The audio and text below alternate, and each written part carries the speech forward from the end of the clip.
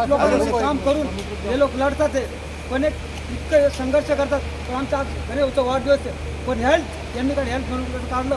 पण हेल्थ म्हणजे काय माहिती आहे का? हेल्थ म्हणजे आपण जे लकवा पॅरलेस हे म्हणून त्यांनी असं दाखवलं, व्यायाम करणं हे करणं. आता मी 36 वर्ष नोकरी, 36 वर्ष 36 साल एवढा कसं लढलं. पण माझे घरचे प्रॉब्लेम, टेन्शन, इतकं टेन्शन, स्फोट होईल असं कधी पण हे इतकं सांभाळलं. पण एवढे वाढदिवस करतात म्हणजे एक असं गणेश भाऊ आम्ही सगळे एकजूट आणि एकजूट झाले, आम्हाला काय भेटणार नाही.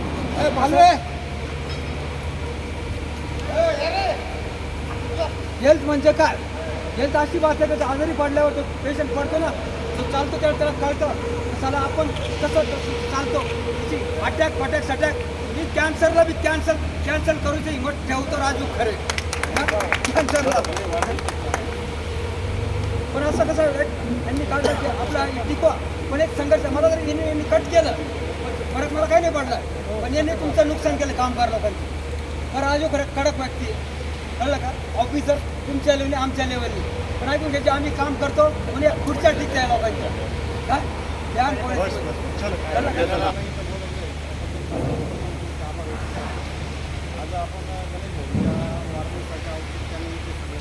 इकडे भावले सगळ्यात महत्त्वाचं बघायचं शांभाऊची एक संकल्पना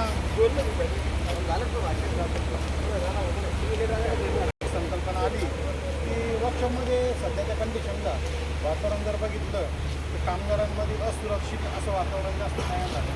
मग ते आपल्या स्वास्थ्याच्या बाबतीत असो, त्याच्यात आपल्या कामगार परिसरातील कामाच्या संदर्भातला उदाहरणार्थ सेफ्टीच्या बाबतीत सुद्धा असुरक्षितता आहे.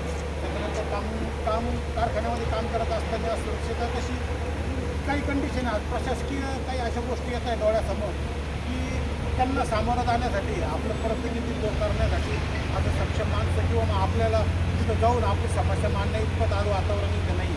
त्यामुळे काय असुरक्षितता निर्माण. उदाहरणार्थ थोडक्यात काय थोडं लांबचा विषय बोलतो, तो मर्जिंगचा मध्ये विषय आला होता. त्याच्यात कोणालाही कोणी असं म्हणू शकत नाही की हा माझा ठामपणे फायदा आहे, हा माझा ठामपणे लॉस आहे. आदंतरी गोष्ट आहे. जर आदंतरी एखादी गोष्ट असेल ज्याच्यात संभ्रम जास्त असेल त्या गोष्टीला प्रशासनाने करण्या अगोदर नक्कीच कामगारांची वार्तालाप केल्याशिवाय त्या गोष्टीला करू नये असं माझं व्यक्तिगत मत होतं. मी युनियनशी पण फक्त युनियनला चर्चा करताना हे सांगितलं की कामगारांना विश्वासात घेतल्याशिवाय निर्णयापर्यंत पोहोचू नका, जेणेकरून कोणालाही अशी भावना होणार नाही की माझं नुकसान झालं कामगारांच्या युनियनमुळे झालं. कारण की कामगार चळवळ उभी करायला खूप टाईम लागतो, तिला संपवायला एखादा निर्णयसुद्धा आपला कारणीभूत होतो. तर त्या गोष्टीकडे पण लक्ष देऊन कामगारांमध्ये जेव्हा सुरक्षितता आहे तिला कुठेतरी थांबवून तिला पाठबळ तिच्या सुरक्षित